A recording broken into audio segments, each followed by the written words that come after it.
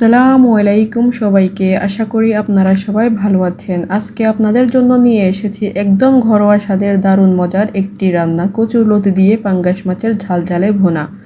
কচুরলতি আর পাঙ্গাস মাছের এই কম্বিনেশনটা ভাতের সঙ্গে খেতে ভীষণ মজার, আর রান্নাটাও খুব সহজ। চলুন বেশি কথা না বাড়িয়ে শুরু করি আজকের রান্না। প্রথমে কচুরলতিগুলো ভালোভাবে পরিষ্কার করে সুন্দর করে কেটে নিয়েছি। এবার একটি পাত্রে পানি ফুটানো হচ্ছে, দেখতেই পাচ্ছেন আপনারা। এবার এই ফুটন্ত পানিতে লতিগুলো ভাপ তুলে নিয়েছি। এবার এটাকে সুন্দরভাবে ছেঁকে নিয়েছি।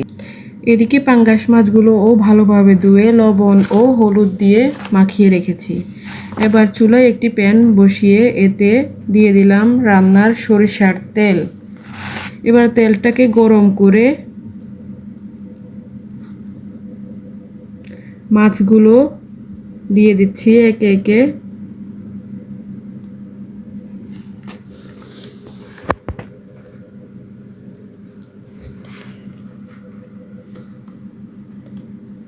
তো মাছগুলো উল্টিয়ে দিচ্ছি।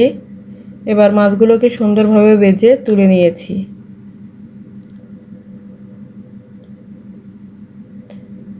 এরপর ওই তেলেই আমি পেঁয়াজ দিয়ে দিচ্ছি। এবার পেঁয়াজটাকে ভালোভাবে নেড়ে নিতেছি।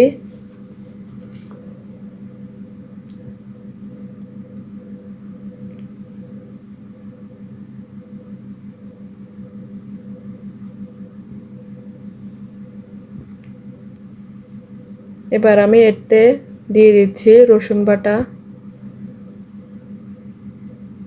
যেহেতু এটা কচুরলতি, তো অনেকের গলা চুলকায়, এই কারণে আমি রসুনটা একটু বেশি ব্যবহার করি কচু তরকারিতে আর কি।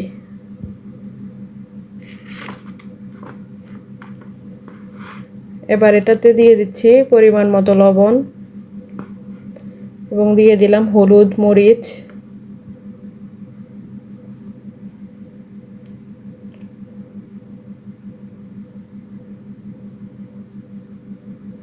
এবার এটাকে সুন্দরভাবে কষিয়ে নিচ্ছি।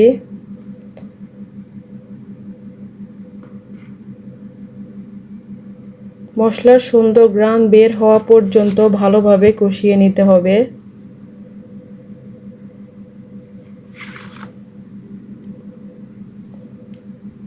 এবার আমি এটাতে কিছু পরিমাণ পানি দিয়ে দিচ্ছি।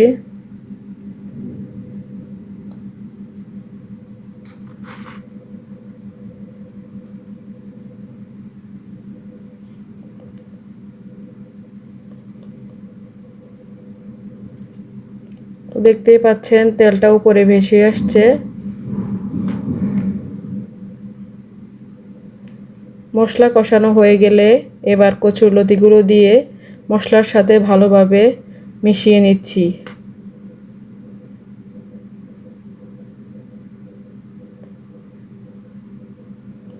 তারপর ঢেকে কিছুক্ষণ রান্না করে নিচ্ছি।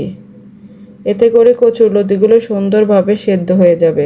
তো বন্ধুরা, আপনাদের যদি আজকের রান্নাটা ভালো লাগে তাহলে ভিডিওতে একটা লাইক দিয়ে দিবেন। আর এমন সহজ আর মজার ঘরোয়া রান্নার ভিডিও পেতে আমার চ্যানেলটিকে অবশ্যই সাবস্ক্রাইব করে পাশে থাকবেন। এবার ভাজা মাছগুলো দিয়ে ভালোভাবে মিশিয়ে নিচ্ছি। এবার আমি এটাতে কিছু পরিমাণ পানি দিয়ে অ্যাড করে দিতেছি।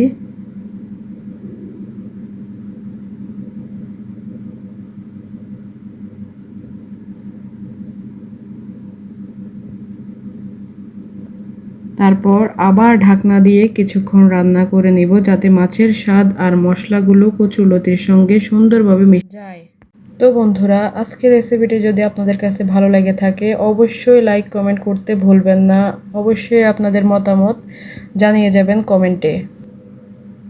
তো দেখতেই পাচ্ছেন, দেখতে যেমন সুন্দর হয়েছে খেতেও তেমন দারুণ। গরম গরম ভাতের সাথে হলে তো একদম অসাধারণ।